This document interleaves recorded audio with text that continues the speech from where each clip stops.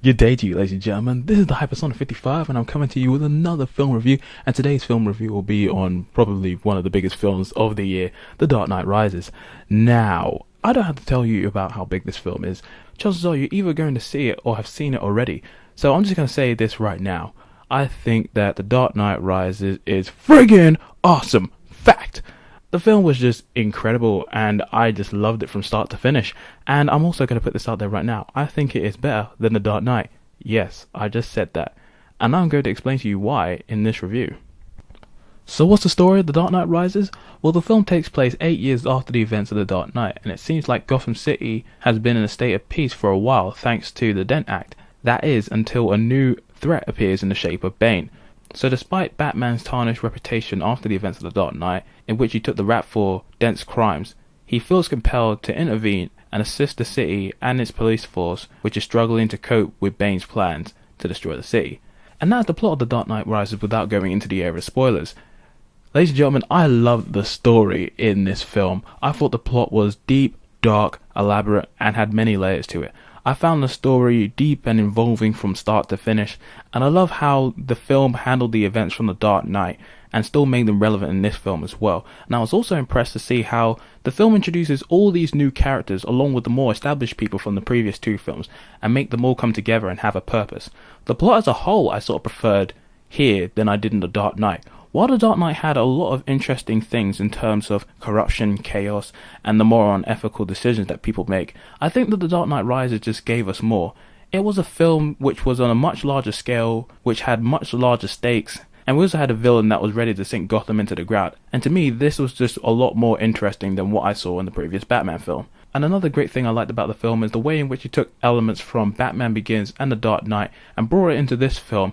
It was all done very well, and I love the writers for what they've done in this film. It is just really, really sweet.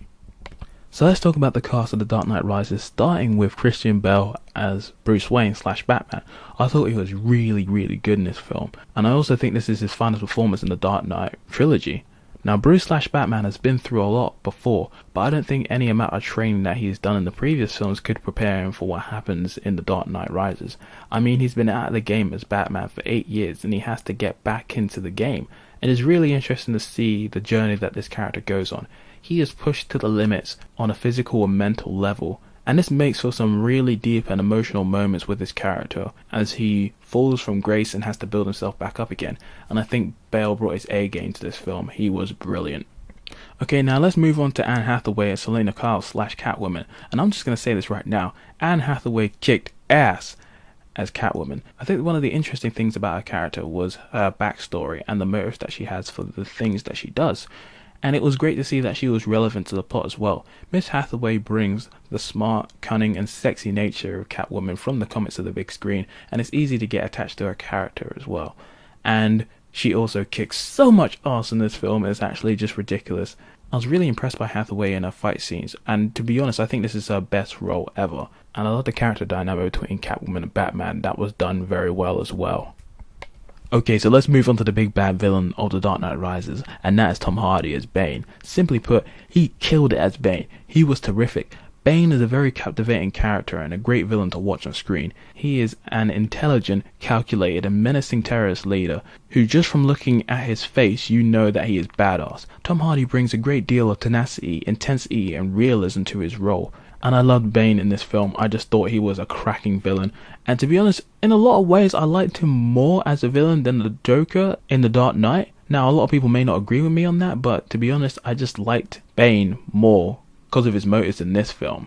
It was great to see someone that was actually a physical challenge for Batman to actually fight, and that was one key thing that I think that the Batman films had been lacking up until this point. An actual villain that could take on Batman in hand-to-hand combat. That is one thing that I've been wanting to see for so long, and Bane was more than a match for Batman, and it was great to see that actually take place in this film.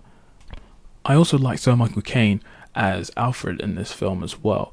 I've always liked Caine's interpretation of the character Alfred, and I've always considered it to be one of the main reasons why these films work.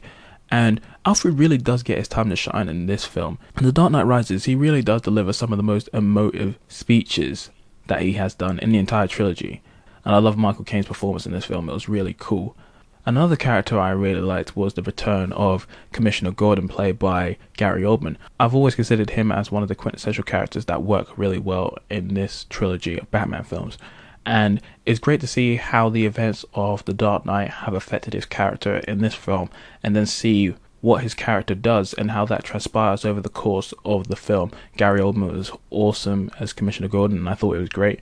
And another character that I was glad to see return was Lucius Fox, played by Morgan Freeman. After the events of The Dark Knight, I thought his character may have just disappeared, but I was glad to see that his character was left in. And the last person I want to mention is John Blake, played by Joseph Gordon-Levitt.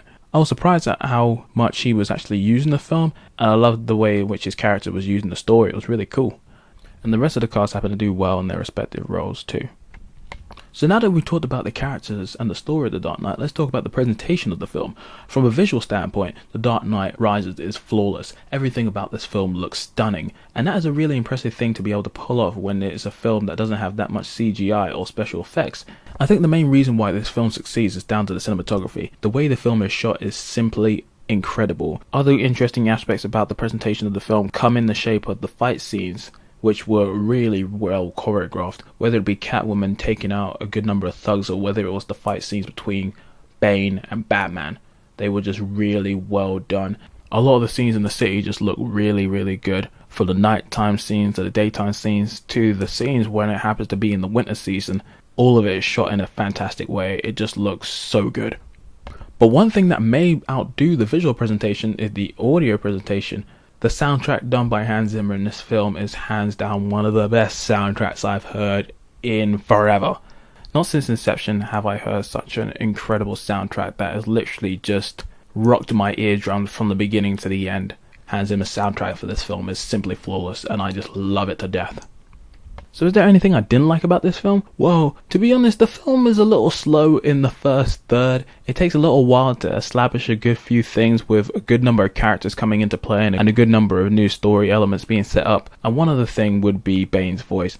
About 90% of the time you can understand what he's saying just fine, but there are moments where he does say something where you're just like, what?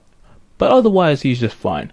So in conclusion, ladies and gentlemen, The Dark Knight Rises wasn't just great, it was friggin' amazing. It smashed any expectations I had about the film. I simply thought that this was just going to be a film not as good as The Dark Knight, but worth a watch. But to be honest, I found it a hell of a lot better than The Dark Knight.